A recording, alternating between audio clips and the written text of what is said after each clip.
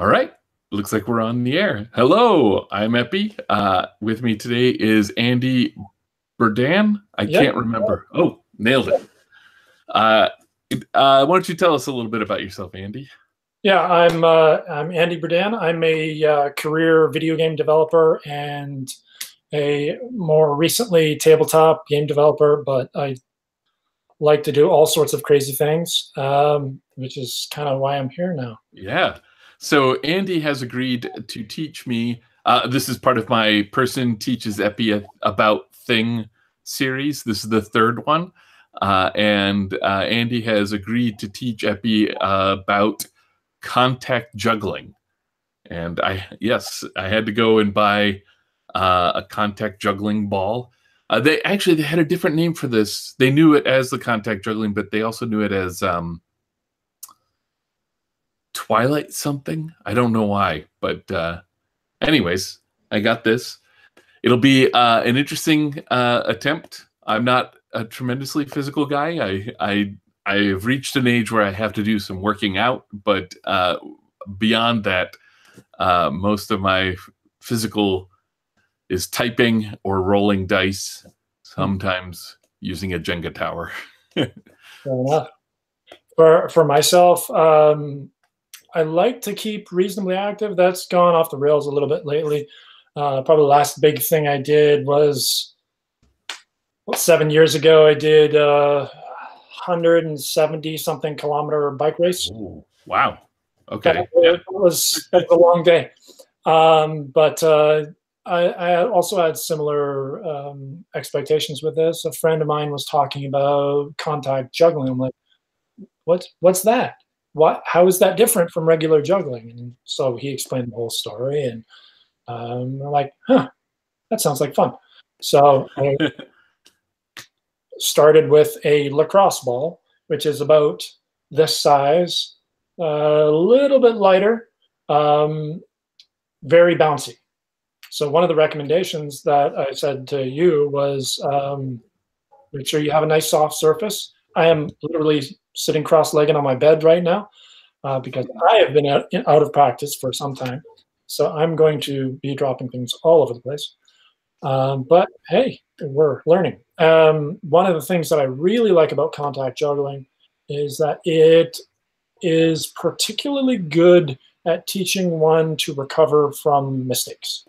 Oh, yeah. Which is such an essential skill for being creative and doing experimentation, learning new things. You will fail at juggling a lot until you stop failing a lot, and then you'll just fail a little. Nice. And that's kind of, I don't know, that's kind of like life, right? Yeah, yeah. Yeah. So first steps, I am wearing a ring and a watch. I don't like, personally, I don't like doing contact juggling with either one or long sleeves. So I would recommend removing those. Now, some people are fine with a ring. I personally don't like it, but that was just because I started learning before I was married. So it's that muscle memory thing. Just it's interesting because you're going to be rolling the ball all around your hands. So next step is like you said, it's a little physical. So we'll do a little warm up. So grab each finger and bend it towards your palm. Okay, all right. Just gently. Like, you shouldn't be causing pain. You just want to flex the tendons a little bit. Feels good. Yeah, and then backwards, just light pressure, finger at a time. Mine will crack. They always do. Mm-hmm. I was double jointed. I don't know if that's a condition that leaves you, but I'm definitely not as flexible as I was when I was younger. But I used to be able to take my thumb all the way back to my arm there. Yeah, I can kind of. I have this thing. Mm-hmm. My one thumb, I can go out like that, and the other, I can't. It's human body's weird. Ah. So then tight fists, Okay. and then pull them back as far as you can. Then grab your hand like this, gentle pressure. Here's the one that hurts. Like that. Oh, okay.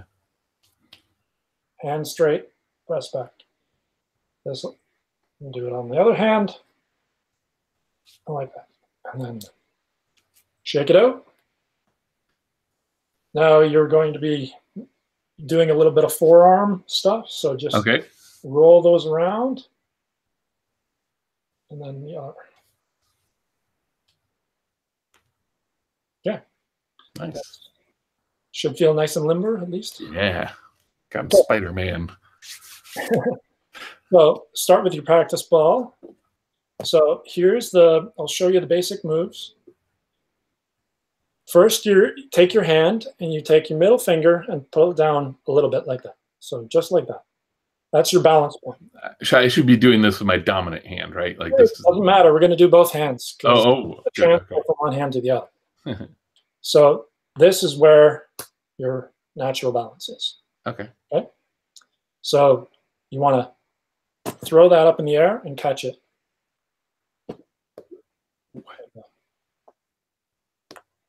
And the goal is practicing this until you don't drop it. Okay. All right. And then. So I'm just going like 4 or 5 inches in the air, right? Yeah. Or not even far. Like it can even be just 1 inch. Like just a tiny bit. Or I guess closer to, what would that be? Like 10 centimeters? Am I converting correctly for a Canadian audience? Yeah, as far as Canadians, we're so close that we're used to both. Most people measure their height in feet and inches, except for doctors.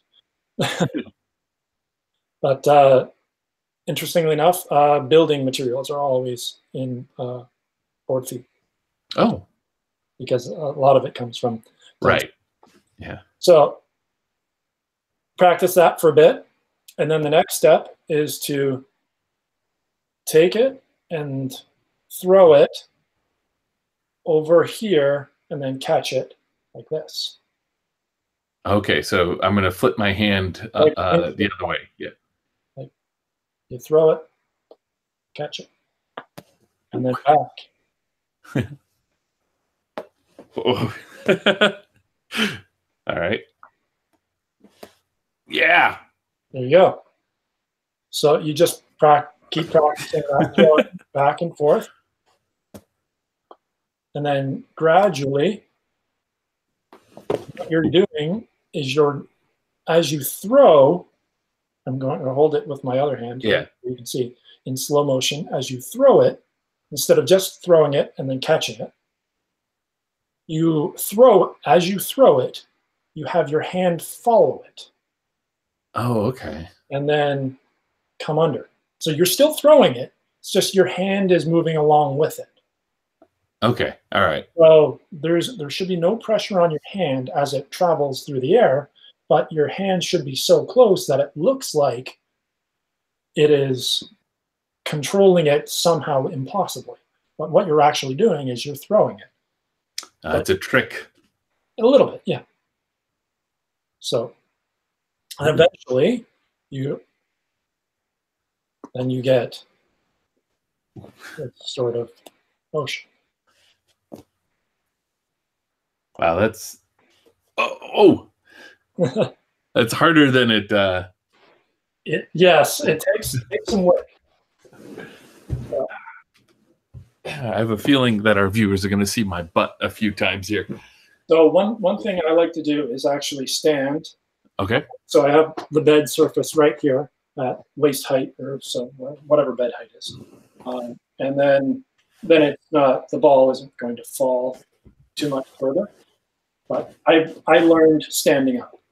Okay. So the very first steps are nice to do seated cross-legged on the bed because it's not going to fall far. I tend to throw things forward when I screw up. So standing next to a bed works well for me. So you can get this kind of behavior. Okay. All right. So we're still doing the windshield wiper motion.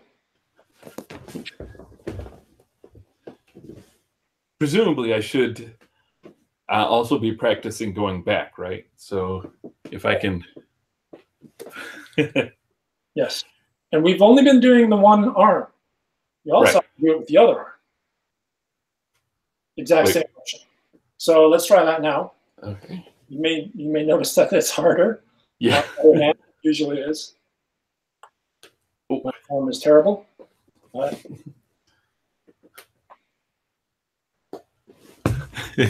There's a certain freedom with the other arm. I feel like it's not my dominant arm, so I feel like, oh yeah, I'm not going to get it. So I think I'm a little bit more less cautious when I'm doing it with that arm, which is interesting. One of the things I'm noticing, you've got your fingers out like this. Oh, and I shouldn't. Keep them in as tight as you can. Okay. With just that middle finger down. It'll be harder. For purposes of the video, it may be too challenging, but that is where you want to get to. I am 100% okay with failing on film here. Awesome. So yeah, that's what you're striving for, so that you can keep your hands sort of like paddles. Yeah. Okay. And when you're doing a roll over the fingers, you want it to look like it's doing this. Yeah.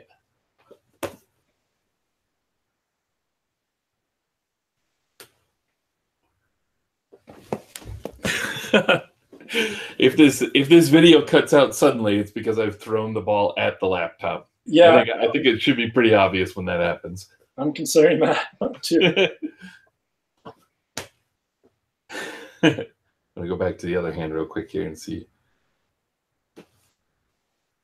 Nice. Yeah, it feels better now. That's interesting. I like that.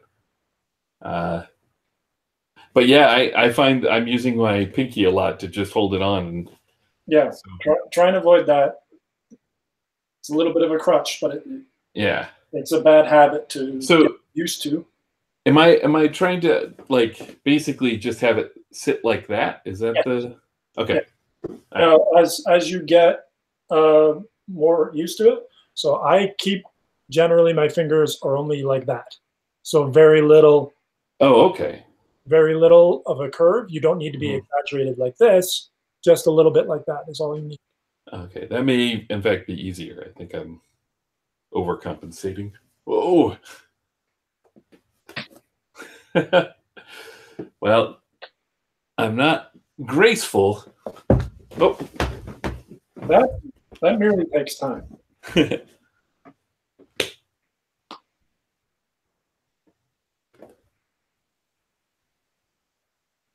right. Whoa, okay. Do you want to try the next step? Sure, yeah. Let's do it. So start with it on your right hand. Okay. Well, first I'll demonstrate what's going to happen from a top-down view.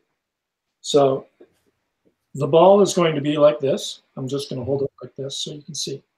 It's going to roll down the hand like this. Mm-hmm. Can you see? Am I close enough? Yeah, yeah. So it's going to roll down the hand like this, and then as it gets to around your wrist bone, you're going to put your other hand near it, and then it's going to roll up your wrist on the other hand and rest here. Okay, so I'm going to put my other hand in front of it. Is that the okay? So it's going to roll. All right. From this middle finger to this middle finger across your wrist bones. Okay. I got some prominent wrist bones here. This will be exciting. Yeah. But yeah, that's part of it, right? One of the interesting things that I really was surprised about with contact juggling is that you get to sort of understand the landscape and contours of your own bone and muscular structure. Oh, interesting. And Okay. like when you do other body rolling things, like there are some moves where you can take the ball and roll it up around here. And for that to work successfully, you can't just roll it. You have to twist your muscles in a certain way so that it can guide a path for the ball, whether you want it to go across your chest or over your shoulder or around. And it's all about sort of making a pathway with your musculature. Cool. Yeah. So that is entirely practice and experimentation.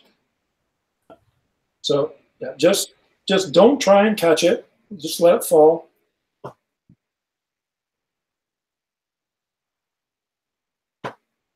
And just try going, letting it transfer from one hand to the next. Oh, okay. Just making sure. I knocked my audio out with that last one, so I wanted to make sure. Just that transfer and getting used to staying in control so that it goes towards that middle finger on the other hand. Yeah, the just letting it fall is that's a tough thing to do. you just want to grab it. Yeah. Oh, almost did it. Try this again. But I can see why that's important. Yeah. Well, it lets you reset from zero without repeating, without getting,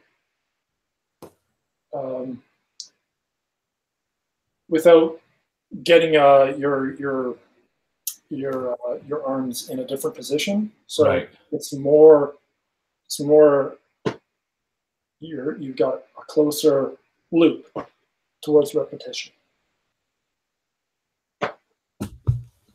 It's like iteration loops in game development, right? Yeah. The closer your loop, the better the quality of the product. So if you can get from creation to play testing to revision, the smaller that loop is, the better you have.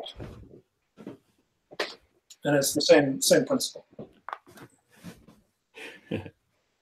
So, and then as it comes off this hand, then you do that windshield wiper motion again.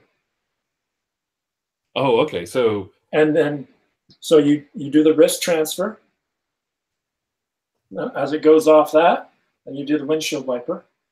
Then you bring it back, and then you do the wrist transfer back to the other wrist, and you've got a loop. Oh, nice. Yeah.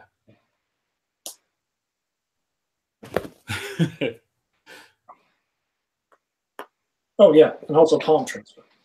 So there are differing opinions of how to do this. Some people do a palm transfer like this. Okay. So you've got the ball, and it goes from finger down to palm. I find that awkward for me to get my elbows in like that to do it. So I do a sideways transfer. It's a little sloppy, but it's easy. That's just basically this. Yeah, basically it's it. But you want to have as little motion in your hands as possible. Oh, okay. Not just finger motion, ideally.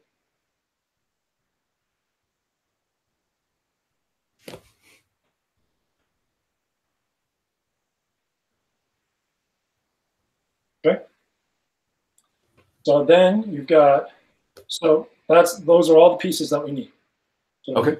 So we've got windshield wiper to palm transfer, windshield wiper. Oh. So you windshield wiper and then come back, right? Like. Well, you can do it either way. It depends on how you start. Like if you start like this. Usually what I do is I start I start with it on the back of my hand. It's just personal preference. Mm-hmm. And then I do the wiper, and then I do a palm transfer. Wiper back, and then palm transfer, and then wiper back. And then I always do a back of wrist transfer from right to left. It's more habit than anything. And then to go just from back of the right hand to back of the left hand. And then, I don't know. I just kind of go, I guess, these days. Yeah. So you just basically build patterns out of this. Yeah. And they all kind of stitch together. And I'm presuming this definitely feels like one of those skills where there's some basics you could learn, and then you could spend a lifetime learning the rest. Absolutely. Oh, that's that way. Uh-oh.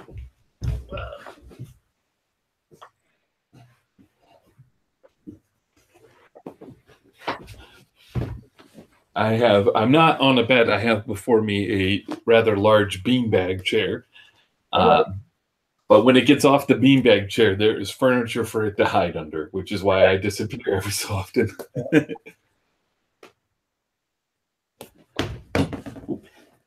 And there are other things that you can do with contact juggling. There's body rolling, which I'm going to screw up, but I'm going to do it anyway.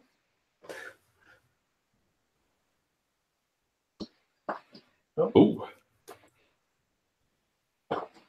You can bring that up over the chest or around the shoulders. Wow. Certainly more impressive than what I can do right now. There's, let's see, there's palm spinning. I'm not very good at this, but the idea is that with micro muscle adjustments, you can make the ball sort of roll around. Oh. So basically, the theory is that, move a little closer to the camera here. So you don't want to make it look like you're doing it. You just want it to happen, right? Right. So you get used to sort of like the balance points on your hand. So you go to the different points.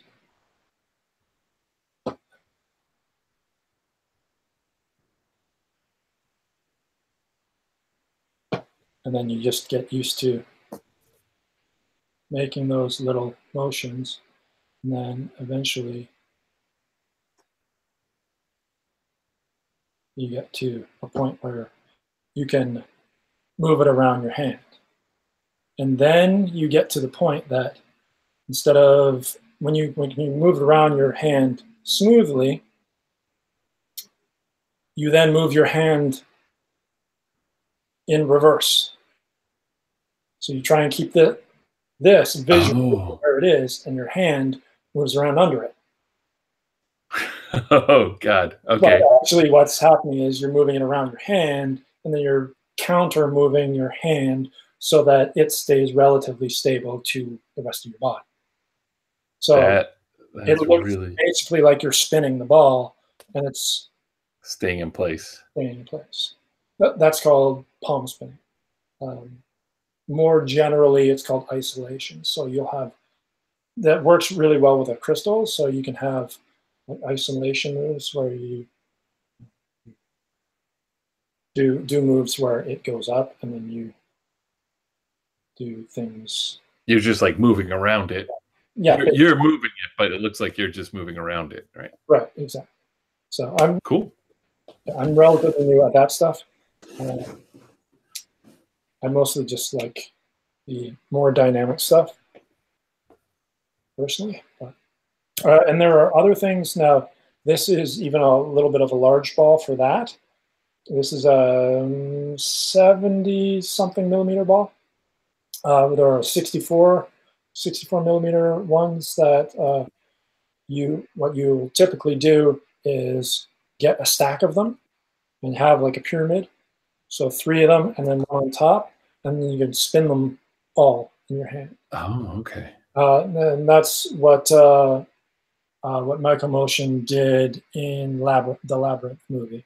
That's I was I was going to ask about that one.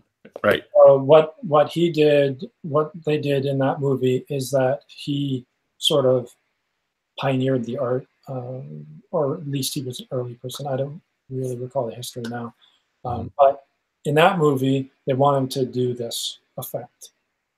So he stood behind David Bowie, shoved his hands under his armpits, and did this stuff blind. Wow. And yeah, apparently he could not get it right. And then the director said, "Screw it, let's just roll tape and we'll edit it and make it look good." And he got it. It's like, okay, well, we're good. Cut, print. That's great. That's awesome. It's it's like a human puppet kind of thing going there. Well, yeah, kind of the theme of the movie, right? Yeah. Lots of puppets. But yeah, well, that's the basics of contact juggling.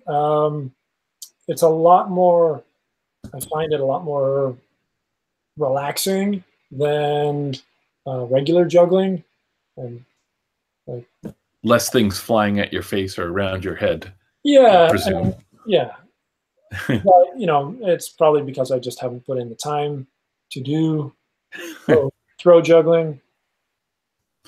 Yeah, but this is, I mean, like, I got this at I'm going to throw it here behind me. I got this at a toy store for like $15. Yeah. And it appears to be the kind that you would use. It's a little squishy. Yeah. It's tacky. Yeah. So, I mean, not so much that, it sticks, but it definitely holds in place. It's not slippery or anything. Yeah. The sort of legit ones are the acrylic ones there, but that is what you have there is like exactly the practice ball. Practice balls are usually like $15, $15, depending on where you get them.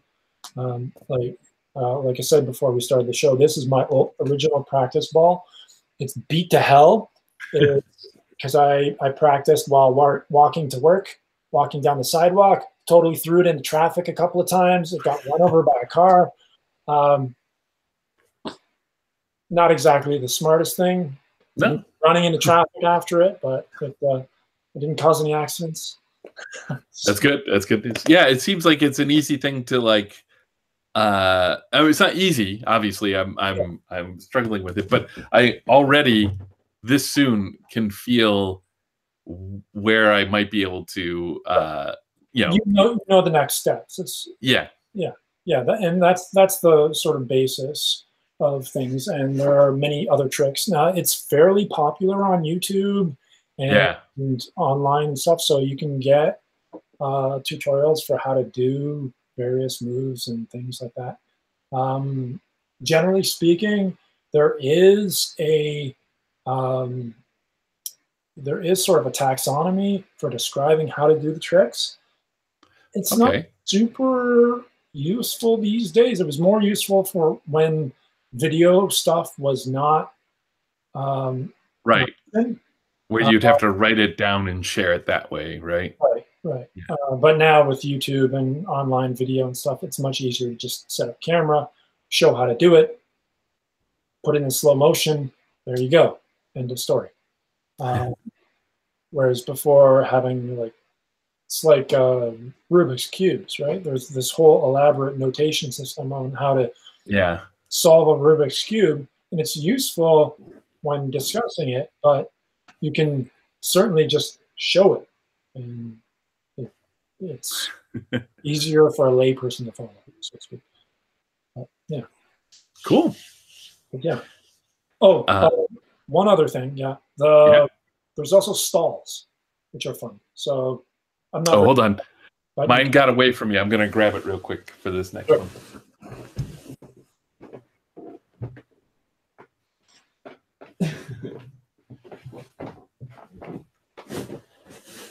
Now, stalls are easier to do with a crystal because they're heavy. Okay. So you might have a particularly difficult time. I am also super out of practice, so it's not going to work for me either. But The idea is that you roll the ball until it gets to a natural sort of plateau that you set up. For me, a good one is right here. Okay. So the idea is that you get the ball to roll there, and then you sort of stop it by moving your arm slightly, and then you can rest it there, and then roll it back off.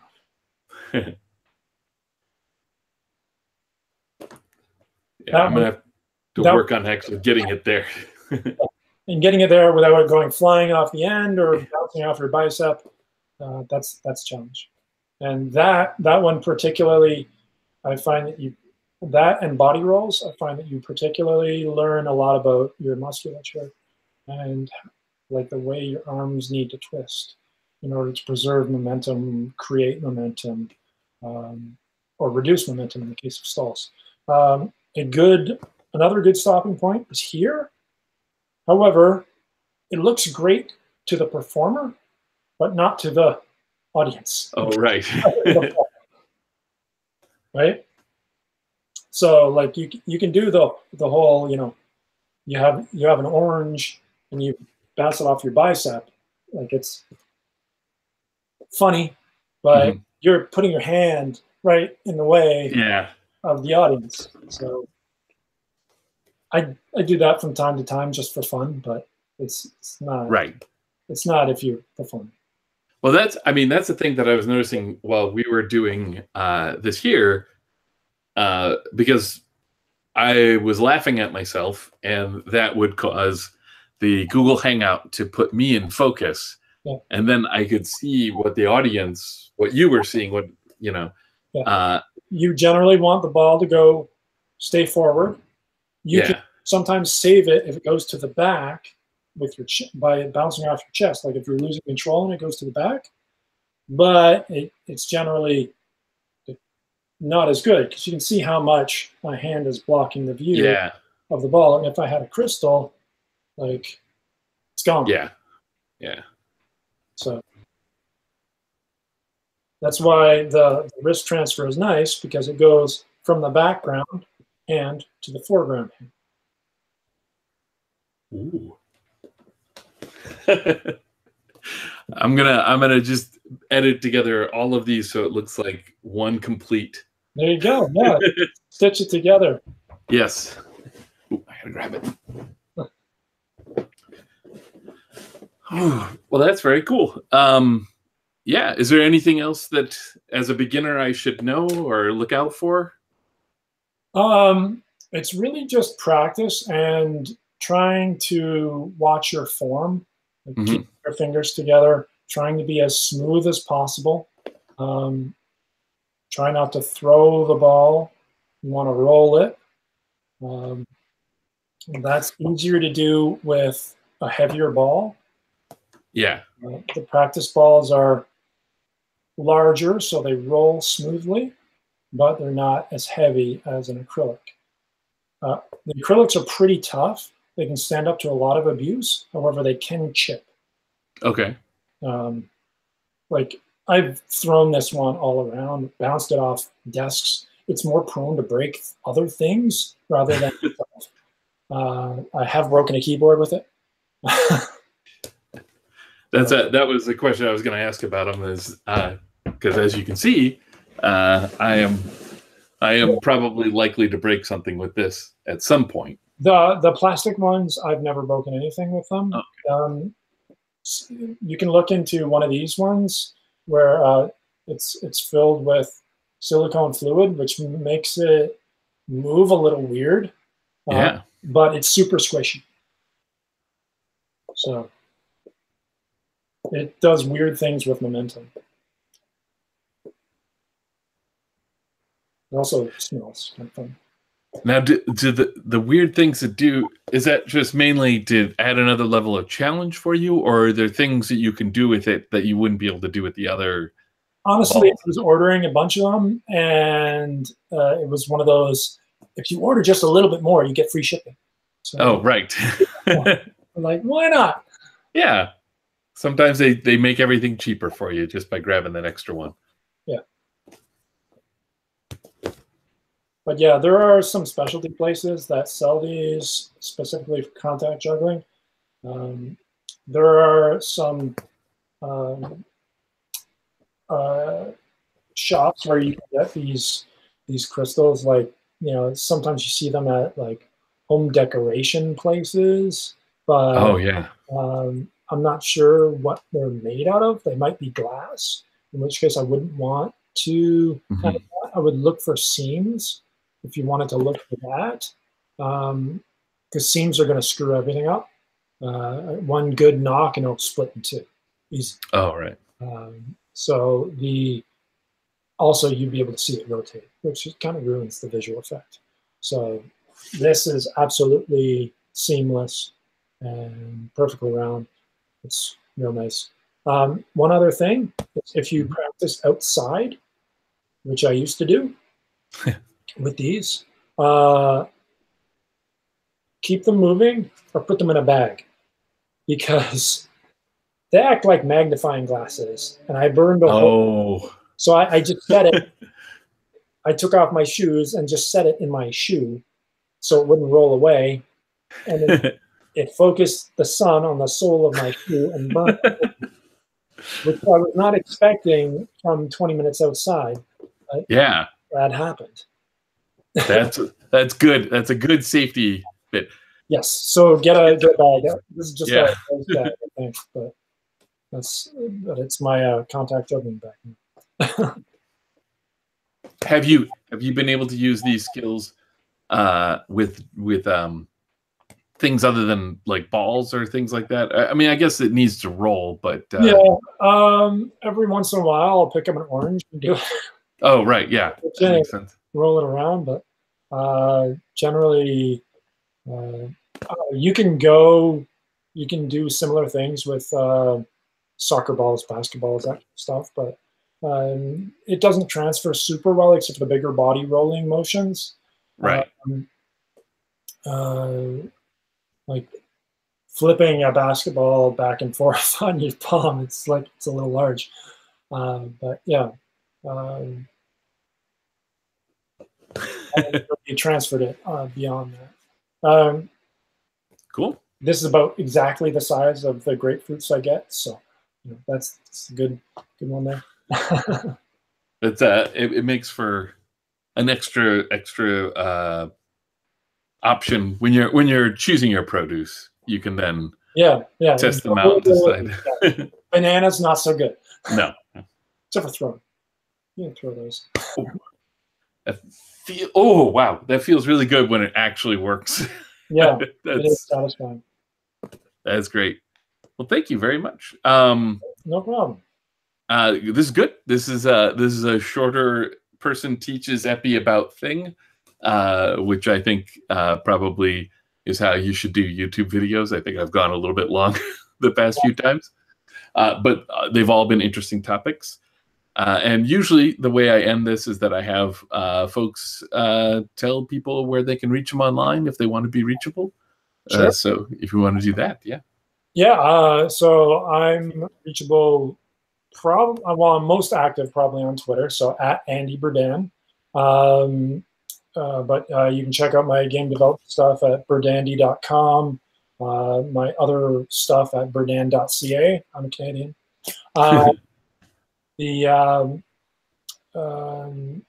berdandy.com is pretty much just my tabletop stuff. Everything else is berdan.ca.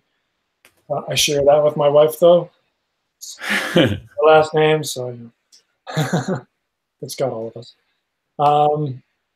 That's pretty much it. And then there's the GM. Yes. So GMparty.com is a video talk show that I do with game designers. You've been on it. Yes, it's been a lot of fun. And we generally talk about a topic in the RPG world, then go through a workshopping process and talk about issues that we've run into that, since we want to chat with a bunch of game designers, we help each other. And nice. It's good fun. It's basically like hanging out at a convention without the convention. Yeah. It's good stuff. Yeah. I'll put all those links down below. I'm pointing where the green ball goes. I'm Eppidiah. You can find me on Twitter at eppidiah.com or at dig1000, the number 1000, dig1000holes.com, or my Sword and Sorcery e-zine at worldswithoutmaster.com. Yeah. Thank you so much for doing this with me. This is a lot of fun. We talked a little bit before the show started, and I said that I chose this from Andy had a massive list of skills that he could teach me, and I chose this one because it seemed the least likely of them that I would ever engage with on my own, and I was happy to have the impetus to go out and get myself a contact juggling ball. And obviously I keep fiddling with it. I started the whole thing saying I'm not a physical person, but I am absolutely a fiddler. Like, yes, I will same spin dice at the table. My watch has the slide rule bezel thing, and I'm constantly spinning that. And so this will just give me another thing to fiddle with and annoy anybody who's sitting next to me as I toss the ball in their direction. I've been through that. So if you wanted to, you can get a lacrosse ball from a sports store. Mm-hmm. They have about the right weight. But they're the smaller size of the acrylic thing. So that for a long time, I would use that as a more portable option. Just keep that in my bag all the time. And when I needed to distract myself. Yeah. And it worked pretty well. That's great. Yeah. I think that's all I got for the topic. Excellent. That's great. That's wonderful. Thank you. And thank everyone for watching. I'm going to try and see you.